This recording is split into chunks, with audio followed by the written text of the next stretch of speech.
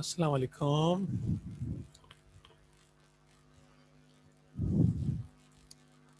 वालेकुम सलाम। मेरी आवाज़ क्लियर आ रही है आप सबको?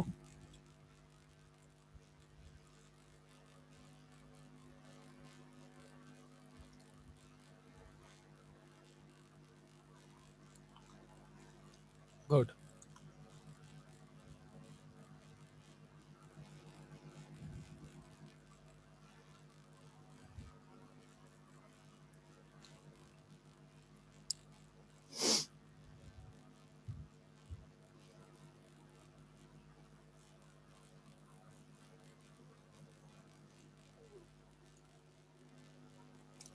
आज हम माइक्रो इकोनॉमिक्स में नंबर 6 चैप्टर स्टार्ट करने जा रहे हैं। इससे पहले हमने ऑनलाइन क्लासेस में नंबर 4 चैप्टर और नंबर 5 यानी फोर्थ और फिफ्थ चैप्टर हमने डिस्कस किया था ऑनलाइन क्लासेस में। यानी 3 चैप्टर्स हमने फिजिकल क्लासेस में पढ़े थे और 2 चैप्टर्स हम कंप्लीट कर चुके हैं ऑनलाइन क्लासेस में। तो 5 चैप्टर्स हमारे कंप्लीट हो चुके हैं और आज हमारा जो है चैप्टर नंबर है 6।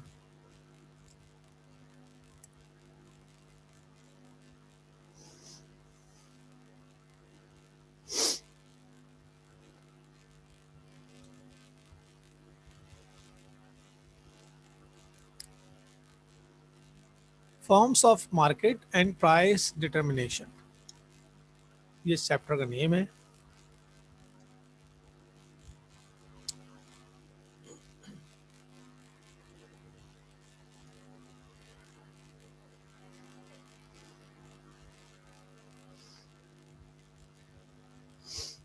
मीनिंग ऑफ मार्केट: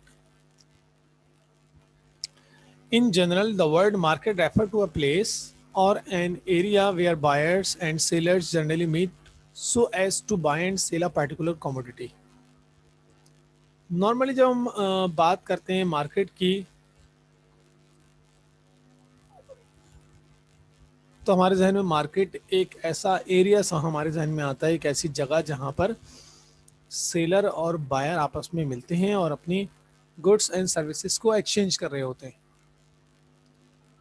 तो ठीक है, हमारे जहन में मार्केटिंग का कॉन्सेप्ट, मार्केट का ये कॉन्सेप्ट होता है कि कोई जगह होगी, एक लोकेशन होगी जहां पर सेलर बायर आपस में मिलेंगे और अपने गुड्स एंड सर्विसेज को एक्सचेंज करेंगे। In economics we make use of the term market in a different sense. अच्छा, इकोनॉमिक्स में मार्केट का मतलब ऐसा नहीं है कि कोई फिजिकल प्लेस होगी वहां पर आप जाएंगे कोई चीज खरीदेंगे। इसमें सिर्फ यही इंक्लूड नहीं होती। It refers to a particular commodity that is sold and purchased rather than a place or an area। इसमें जगह का होना ज़रूरी नहीं है, बट गुड्स एंड सर्विसेज का होना ज़रूरी है जो कि सेल और परचेज हो रही है। ठीक है, जगह ज़रूरी नहीं, कुछ जगह भी हो, बस वो गुड्स एंड सर्विसेज सेल और परचेज होनी चाहिए। For example cotton market, T market etcetera. जैसे कॉटन मार्केट है, टी मार्केट है, यानी इसमें सिर्फ फिजिकल प्लेस की बात नहीं हो रही होती। जैसे कि हमारे पास मनी मार्केट है, पूरी दुनिया के अंदर उसकी एक्सचेंज हो रही होती है। डॉलर्स को आप किसी भी रेट पे खरीद सकते हैं, जो भी रेट चल रहा है करंट, यानी उस पर आप खरीद सकते हैं किसी भी वक्त, 24 घंटे आप खरीद सकते हैं, 24 घंटे में।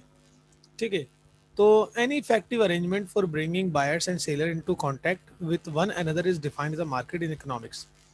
किसी भी तरह की अरेंजमेंट जिससे बायर सेलर एक दूसरे से कांटेक्ट में आ जाए, ठीक है, वो मार्केट कहलाती है। अब वो फिजिकल हो या ऑनलाइन हो, ठीक है, डिजिटल मार्केट हो, ऑनलाइन मार्केट हो, फिजिकल मार्केट हो, कैसी भी हो। ठीक है, मगर नॉर्मल कॉन्सेप्ट ये होता है मार्केट का कि मार्केट जा रहे हैं, मार्केट का मतलब ये हो गया ऐसी जगह जा रहे हैं जहाँ पर जो है सेलर अवेलेबल है और हम जाके वहाँ से कोई चीज़ परचेज कर लेंगे। मगर इकोनॉमिक्स में किसी फिजिकल प्लेस को इधर डिफाइन नहीं किया गया कि सिर्फ फिजिकल प्लेस हो तो उसी को मार्केट बोलते हैं, नहीं। ऑनलाइन या डिजिटल अगर कोई चीज़ हो तो उसको भी मार्केट बोलते हैं, यानी कोई भी ऐसे अरेंजमेंट जिसके जरिए बायर सेलर को एक दूसरे से कांटेक्ट में लाया जाए ताकि वो अपनी ट्रांजेक्शन्स करें, यानी गुड्स एंड सर्विसेज को एक्सचेंज करें, दैट इज कॉल्ड मार्केट। ठीक है।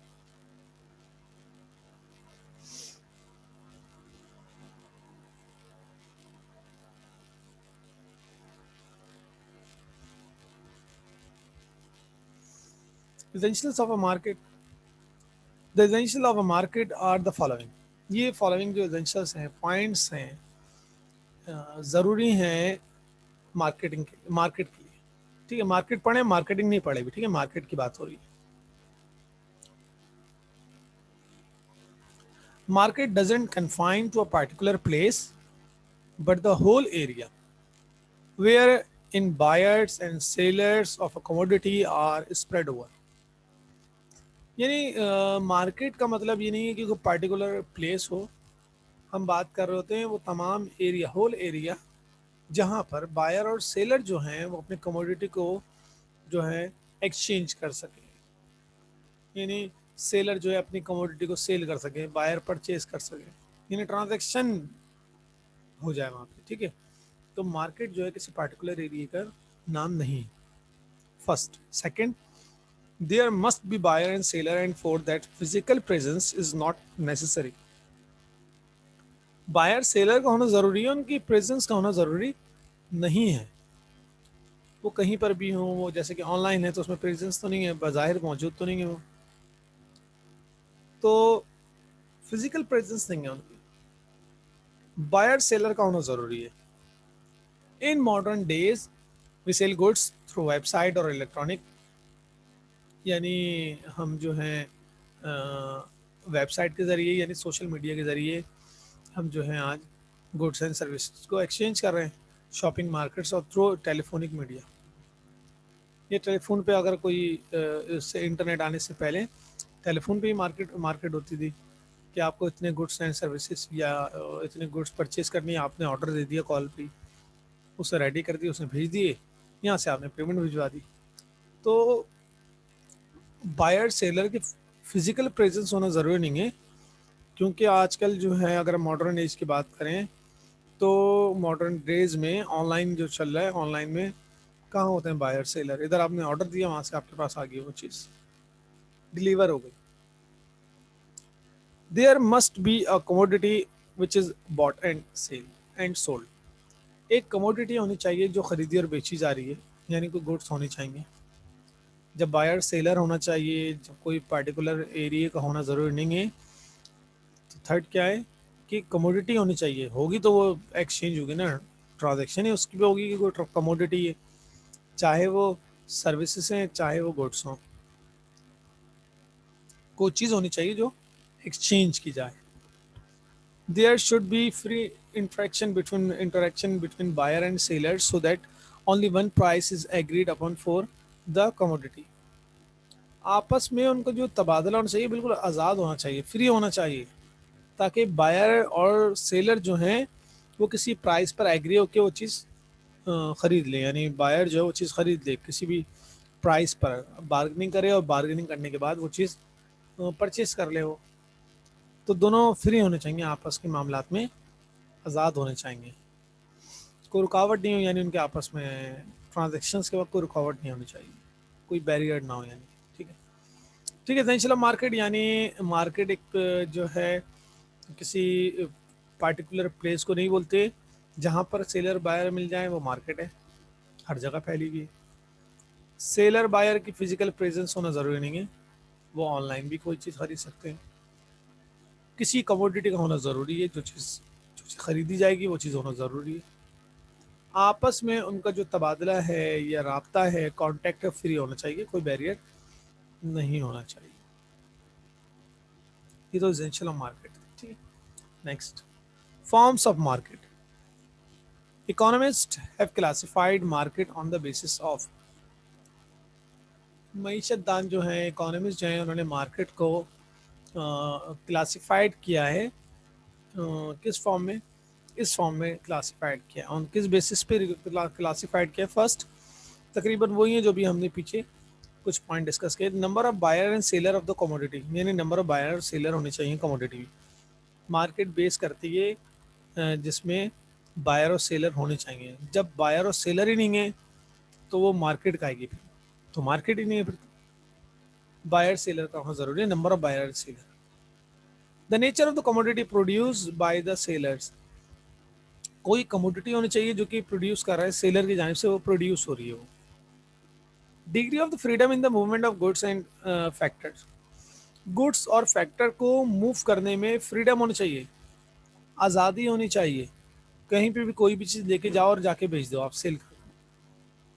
whether knowledge on the part of the buyers and seller regarding price in the market is perfect or imperfect, या तो बायर और सेलर को प्रोडक्ट के बारे में या तो परफेक्ट नॉलेज होगी या इम्परफेक्ट नॉलेज होगी, यानी प्राइस के बारे में, कमोडिटी के बारे में या तो वो जानता है या फिर नहीं जानता। वो बहुत सी चीज़ें ऐसी होती हैं, आप जाते हैं मार्केट में, आपको उसके रेट पता होते हैं, आप बोलते हैं भाई 1 किलो दूध चाहिए, आपको उसके प्राइस पता है, ठीक है। एक दर्जन आपको बनाना चाहिए, ठीक है, मैंगो चाहिए, आपको उसकी प्राइस पता है इतने के। मगर कुछ चीज़ें ऐसी होती है मार्केट में जो आपको रेट नहीं पता था, आप उससे पूछ रहे होते हैं, फिर वो आपको बताता है, ठीक है। इसका मतलब है आपको प्रोडक्ट की इम्परफेक्ट नॉलेज है, आपको परफेक्ट नॉलेज नहीं है उस चीज़ की।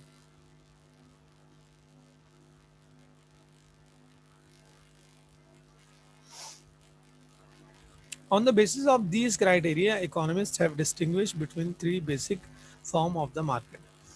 ये जो अभी आपके सामने कुछ पॉइंट डिस्कस किए हैं, इसकी बेसिस पे इकोनॉमिस्ट ने मार्केट को जो है 3 फॉर्म्स में डिवाइड कर दिया। इन बेसिस पे, किन बेसिस पे, कि कोई बायर सेलर के number number of buyer seller होने चाहिए, कमोडिटी होनी चाहिए, गुड्स एंड सर्विस का मूव कर सकते हैं कहीं पर भी, ठीक है, या तो बायर परफेक्ट नॉलेज रखता है या फिर नॉलेज नहीं रखता प्रोडक्ट के बारे में, ठीक है। तो इन बेसिस पर क्या करना है आपको, इकोनॉमिस्ट ने 3 फॉर्म में मार्केट को डिवाइड किया। वो 3 फॉर्म्स क्या हैं वो देखते हैं हम। ये these following are the 3 basic forms of the market. Market जो है इन 3 बेसिक फॉर्म में डिवाइड डिवाइड हुई है। फर्स्ट है परफेक्ट कंपटीशन, नेक्स्ट है इम्परफेक्ट कंपटीशन, थर्ड है मोनोपोली। या परफेक्ट मार्केट, इम्परफेक्ट मार्केट या मोनोपोली मार्केट। परफेक्ट कंपटीशन में हमारे पास शॉर्ट रन है, लॉन्ग रन है, यानी 2 टाइम पीरियड इसमें दिए हुए। शॉर्ट रन मीन्स ऐसा टाइम पीरियड जो वन अकाउंटिंग पीरियड से कम हो, यानी फिजिकल ईयर के अंदर की बात हो रही है, यानी 12 मंथ्स के अंदर की बात हो रही है, विद इन अ 12 मंथ्स, ठीक है। जब हम 12 मंथ की बात कर रहे होते हैं, विद इन 1 ईयर की बात कर रहे होते हैं, 1 साल के अंदर अंदर की बात करते हैं, that is called short term market. जब हम मोर देन 1 ईयर की बात कर रहे होते हैं, it's mean we are talking about more than long term market. Long term market यानी 12 मंथ से ज़्यादा की बात करें, 1 साल से ज़्यादा का टाइम पीरियड है। अच्छा, तो परफेक्ट कंपटीशन में शॉर्ट रन, लॉन्ग रन, ठीक है। अच्छा, इम्परफेक्ट कंपटीशन में हमारे पास मजीद उसको क्लासिफाइड किया हुआ है, monopolistic market, oligopoly market, डिओपोली market, और लास्ट में है मोनोपोली की, ठीक है। ये 3 फॉर्म है मार्केट की। इनकी डिटेल अब आगे आ रही है, हम आगे इन तीनों को डिस्कस करेंगे। और सबसे फर्स्ट हमारा जो टारगेट है वो अभी हम स्टार्ट करेंगे, परफेक्ट कंपटीशन क्या होता है और उसमें शॉर्ट रन और लॉन्ग रन क्या होता है, ठीक है। तो ये हमारा फर्स्ट है, इसको हम डिस्कस करेंगे।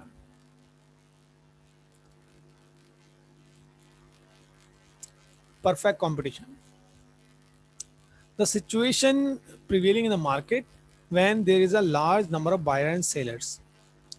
परफेक्ट कंपटीशन एक ऐसी मार्केट है जहां पर number of sellers and buyer की क्वांटिटी लार्ज होती है, ये number of sellers and buyers ज्यादा होते हैं, and well informed that all elements of monopoly are absent. और वो मार्केट के बारे में वेल इन्फॉर्म होते हैं, उनको मार्केट का मालूम होता है। एक तो लार्ज नंबर ऑफ बायर होते हैं और सेलर होते हैं, और मार्केट के बारे में जानते हैं वो।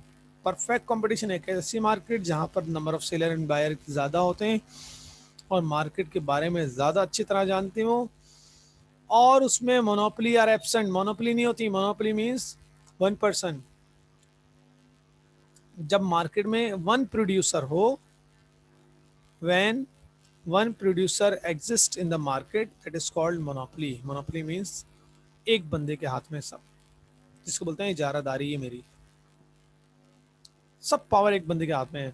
वो प्रोडक्ट सिर्फ आपको उसी शॉप पे मिलेगी, इसके अलावा कहीं नहीं मिलेगी। इसका मतलब है उसकी मार्केट में मोनोपोली है। जब पढ़ेंगे तो और क्लियर हो जाएगा आपको, ठीक है। तो ऐसी मार्केट जहां पर जो है सेलर बायर ज़्यादा हैं, वेल इन्फॉर्म होते हैं। नेक्स्ट ये कि मार्केट में मोनोपोली नहीं होती है, ठीक है। And the market price of a commodity is beyond the control of individual buyers and seller. और प्राइस भी किसी एक के हाथ में नहीं होती है। जब मैं अकेला हूँ तो प्राइस मैं अकेले डिसाइड करूँगा, वो 100 का बेचूँ या 1000 का सेल करूँ, मेरे ऊपर है। परफेक्ट कंपटीशन में ऐसा नहीं होता, इसलिए कि सेलर जो है ज़्यादा हैं, सेलर्स की क्वांटिटी लार्ज होती है। तो ऐसा नहीं है कि कोई एक ही सेलर है तो अपनी मनपसंद प्राइस पे वो अपनी प्रोडक्ट को सेल करेगा, ऐसा नहीं होता। सेलर ज़्यादा होते हैं, ठीक है। तो ऐसी सिचुएशन होती है मार्केट की। परफेक्ट कंपटीशन मार्केट की वो सिचुएशन है जहां पर नंबर ऑफ सेलर ज़्यादा होते हैं, बायर और सेलर्स यानी ज़्यादा होते हैं। दूसरा ये कि नेक्स्ट वेल इन्फॉर्म होते हैं। थर्ड ये कि मोनोपोली नहीं होती उसके अंदर।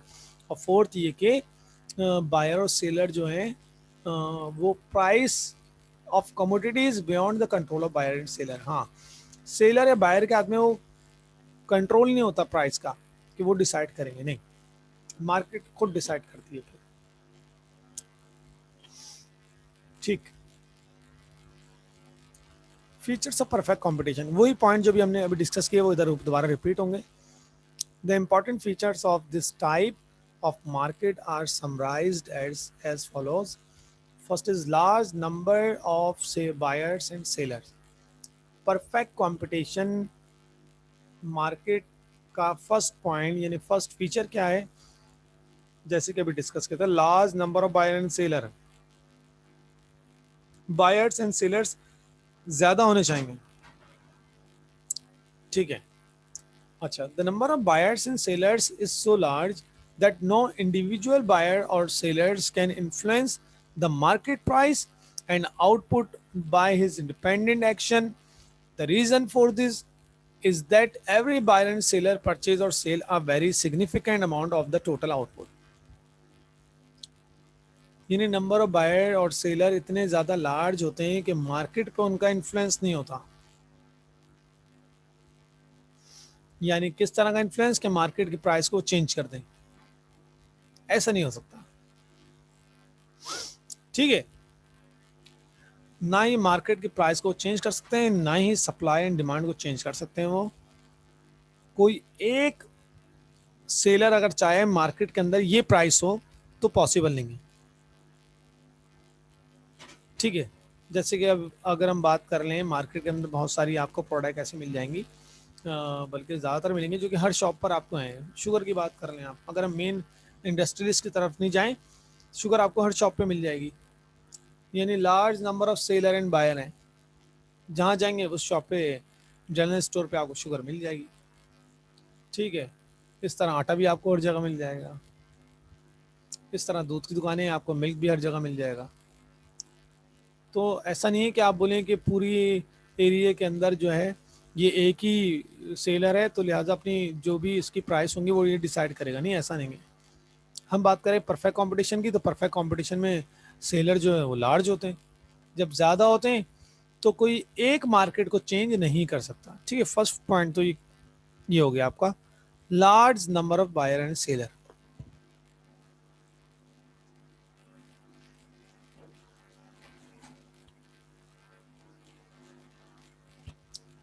Second, homogeneous product. A firm produces a product which is accepted by customers as homogeneous or identical. यानी होमोजीनियस मीन्स एक जैसी होनी चाहिए प्रोडक्ट। सेकंड फीचर ये है कि एक जैसी प्रोडक्ट होनी चाहिए। जैसे हमने शुगर शुगर की बात की, आटे की बात की, एक ही है दोनों, कहीं से भी ले लें आपको शुगर यही मिलेगी, ठीक है। ना तो कलर चेंज है ना टेस्ट चेंज है, वही चीज़ मिलेगी आपको, होमोजीनियस प्रोडक्ट, ठीक है। फर्म जो प्रोड्यूस करे प्रोडक्ट वो एक्सेप्टेड बाय कस्टमर, एक्सेप्ट करे कस्टमर एज अ होमोजीनियस और आइडेंटिकल, यानी ऐसी है कि वो उसको पता ही है, उसके बारे में जानता है, होमोजीनियस से कहीं से ही परचेस करेगा उसको यही चीज मिलेगी। There is no way in which a buyer can distinguish product sold by different seller. ऐसा नहीं हो सकता कि मैंने आपसे शुगर ली तो कुछ और मिली और किसी और दुकान से ली तो बोले भाई ये तो कुछ और है, ये तो येलो कलर की है। ये तो चेंज है बिल्कुल, ऐसा नहीं होगा। यानी हर जगह आपको एक ही प्रोडक्ट मिलेगी। यहाँ से ले लें, वहां से ले लें। The assumptions of large numbers of sellers and buyers and of product being homogeneous indicate that a single firm is a price taker. इसमें क्या होता है, ज्यादातर प्राइस टेकर होता है। प्राइस टेकर का मतलब होता है प्राइस को टेक कर रहा होता है। जब फॉर एग्जांपल मार्केट में पहले से जो है अब आप अपने एरिया में देखेंगे तो वहाँ पे आपको लगेगा कम से कम जो है 20 मार्केट्स, 20 से 25 शॉप्स ऐसी हैं जहाँ पे आपको शुगर मिल जाएगी। जनरल स्टोर की बात कर रहे हैं, ठीक है। 20-25 दुकानें जहाँ पे आपको शुगर मिल जाएगी। अब उसके बाद अगर आप भी चाहें कि शुगर सेल करें तो आप क्या है, प्राइस टेकर होंगे। आप प्राइस लीडर नहीं होंगे, आप प्राइस टेकर होंगे। आप जिस एरिया में अपनी शॉप खोल रहे हैं वहाँ पे देखेंगे शुगर किस तरह है। वहाँ पे शुगर 100 रुपये किलो है, 100 पर kg है, तो आप भी इतना ही रखेंगे प्राइस। आप बोले नहीं मैं 105 105 रुपये रखूंगा, तो आपसे कौन लेगा?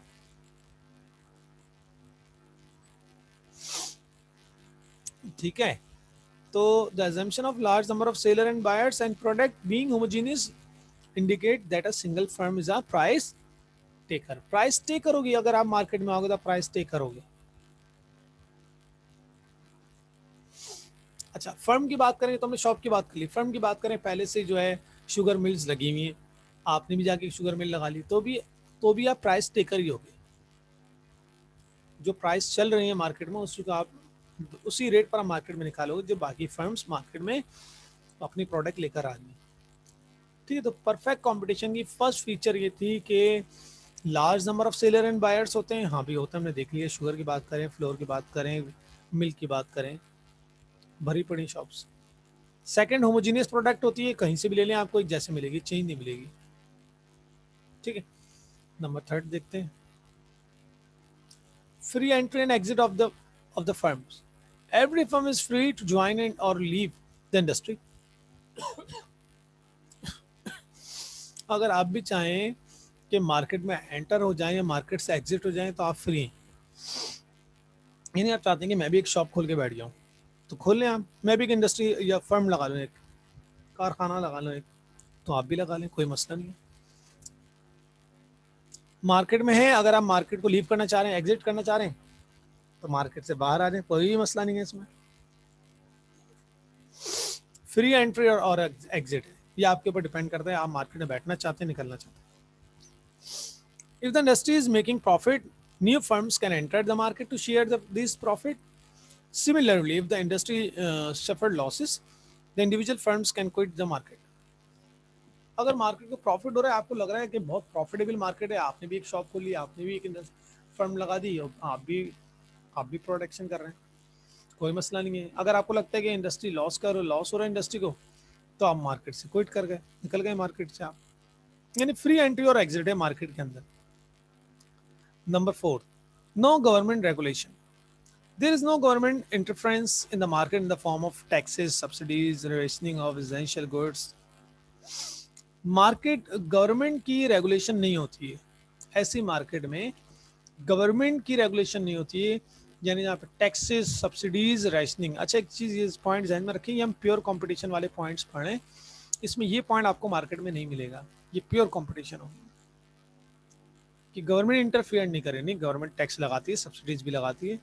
रेशनिंग ऑफ एसेंशियल गुड्स का मतलब होता है कि कोई भी रेशो लगा दिया कि आप इससे ज़्यादा गुड्स सेल नहीं करोगे, या इससे ज़्यादा गुड्स को एक्सपोर्ट नहीं करोगे, इससे ज़्यादा क्वांटिटी मार्केट में नहीं लाओगे, तो किसी भी तरह का रेशो रेशनिंग ऑफ गुड्स कहलाती है ये पॉइंट। ठीक।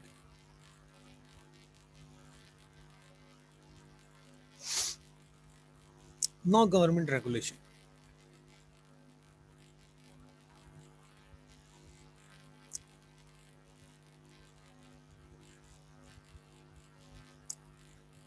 Uniform price at a particular time, uniform price of a commodity prevail all over the market. यानी यूनिफॉर्म प्राइस यानी एक जैसी कीमत होगी पूरी मार्केट में। The above 5 conditions are related to pure competition. अभी आपको बताया मैंने ऊपर की 5 कंपटीशन, अभी हमने पॉइंट्स पढ़े हैं, प्योर कंपटीशन है, ठीक है। और perfect competition required the following additional assumptions condition to be fulfilled. Perfect competition है, बाकी ये भी ऐड हो जाएंगी। इससे पहले जो पढ़ा 5 तक ये प्योर कंपटीशन है, अब आगे जो पॉइंट्स आ रहे हैं इसको हम ऐड कर लेंगे तो परफेक्ट कंपटीशन के पार्ट बन जाएगा। Perfect knowledge of market condition. अच्छा, अभी हमने यूनिफॉर्म प्राइस पढ़ा, यानी कांस्टेंट प्राइस होगी पूरी मार्केट में। आप शुगर कहीं से परचेज कर लो, टी कहीं से परचेज कर लो, मिल्क कहीं से परचेज कर लो, अगर पानी मिला हुआ दूध देंगे तो आपको उसी रेट पे मिलेगा जिस जगह सब मिल रहा है, जिस रेट पे आपको हर जगह मिल रहा है। ठीक है, शुगर भी वही रेट होंगे तकरीबन। तो परफेक्ट ऐसी मार्केट में प्राइस, परफेक्ट कंपटीशन की मार्केट में प्राइस कांस्टेंट होते हैं। Number 6, perfect knowledge of market condition. Buyer and seller have full knowledge of the price at which transaction take place in the market. Buyers and sellers market में जो price चल रही है उसके बारे में परफेक्ट नॉलेज रखता है, कितने का है। अब आपने जाके जो है मिल्क परचेज किया, अभी कितने का है, 1 किलो से बोला 130 रुपये, आप बोलोगे भाई क्या हो गया, 120 रुपये का मिल रहा है, ये 110 रुपये का है, 130 का तो नहीं है।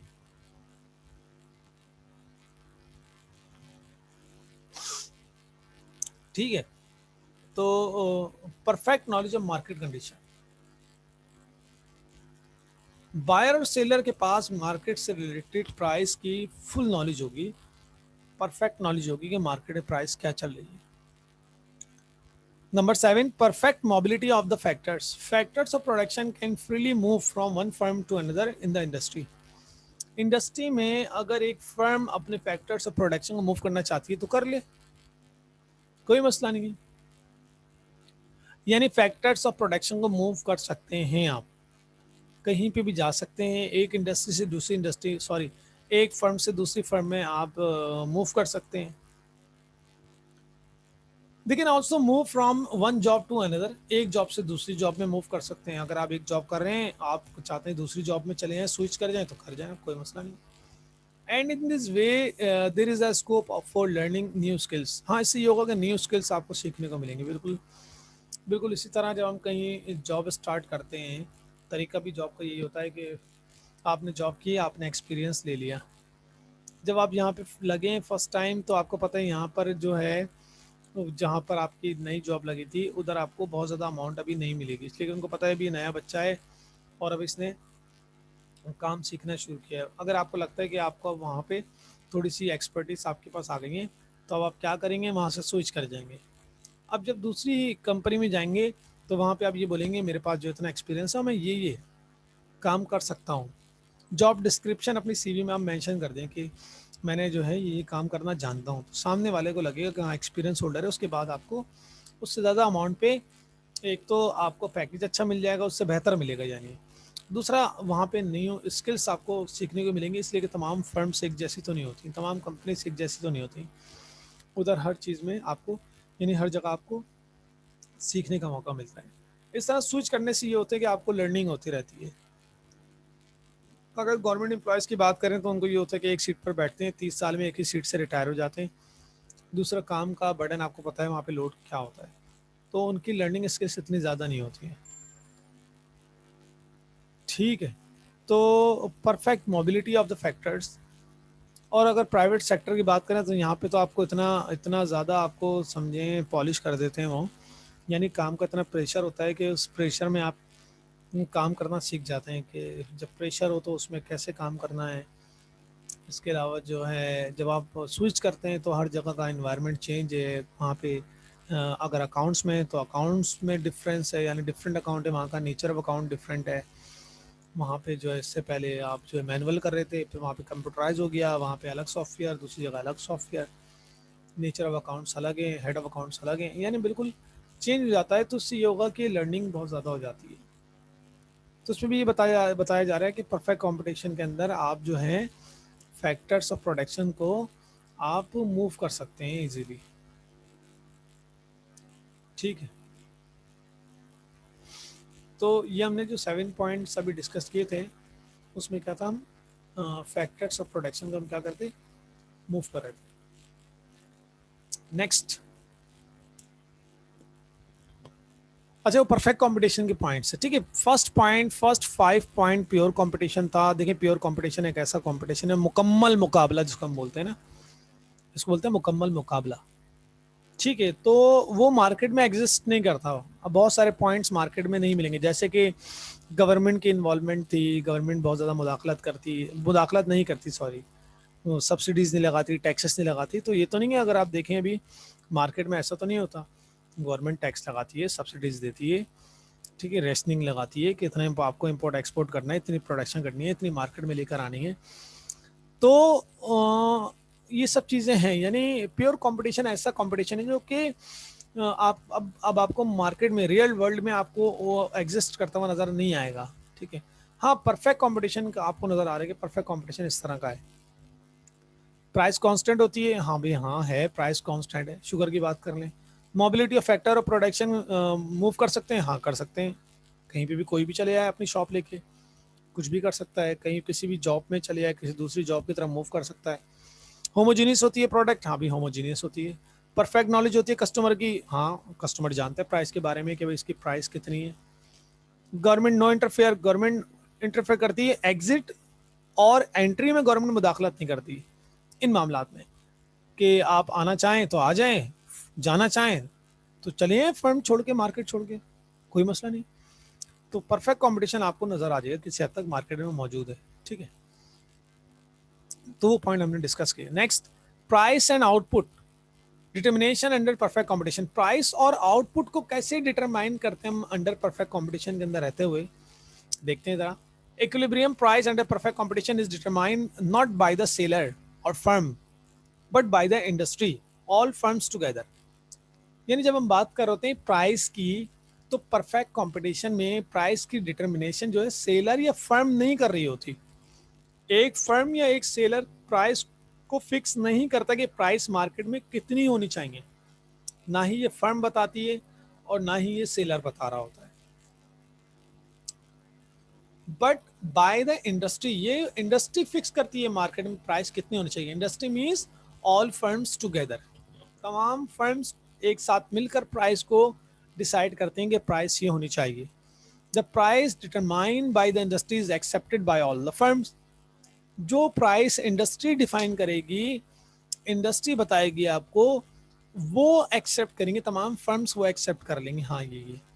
अच्छा, आपको ये पता होना चाहिए कि फर्म्स जो हैं, एक जब हम तमाम फर्म्स को कलेक्ट करते हैं तो वो इंडस्ट्री बन जाती है, ठीक है। यानी industry is a combination of firms. Industry में बहुत सारी फर्म्स होती हैं, उन तमाम फर्म्स को एक बात कर रहे होते हैं, एक जब हम एग्रीगेट करते हैं, जमा कर लेते हैं, वो इंडस्ट्री बन जाती है। Thus, individual seller firm is a price taker under perfect competition या perfect market। परफेक्ट मार्केट में इंडिविजुअल सेलर या फर्म जो होती है प्राइस टेकर होती है, वो प्राइस टेक कर रही होती है, प्राइस लीडर नहीं होती। क्या होती है? प्राइस प्राइस टेकर, टेक करती है। This is explain with the help of diagram below, और ये नीचे डायग्राम में एक्सप्लेन किया गया है, देखें जरा। आपको फर्स्ट वाला जो ग्राफ नजर आ रहा है, यानी लेफ्ट हैंड पे, ये है इंडस्ट्री। इंडस्ट्री में डिमांड एंड सप्लाई जिस पॉइंट पर इक्वल हो रही है, that is called equilibrium point. ये हम डिस्कस कर चुके हैं डिमांड सप्लाई के चैप्टर में। सप्लाई ऐसे सप्लाई डी डी डिमांड, और जहां पे वो कट कर रहे हैं that is called E equilibrium point. और अगर आपको याद हो तो आप उसको चैप्टर को आप एक मरतबा देख भी लीजिएगा। वहाँ पे एक शेड्यूल बनाया हमने, टेबल बनाया था। उस टेबल में हमने दिखाया था कि एक ऐसी प्राइस जहाँ पे डिमांड और सप्लाई इक्वल हो रही है, ठीक है। वो प्राइस, उस प्राइस पे डिमांड एंड सप्लाई क्या हो रही थी?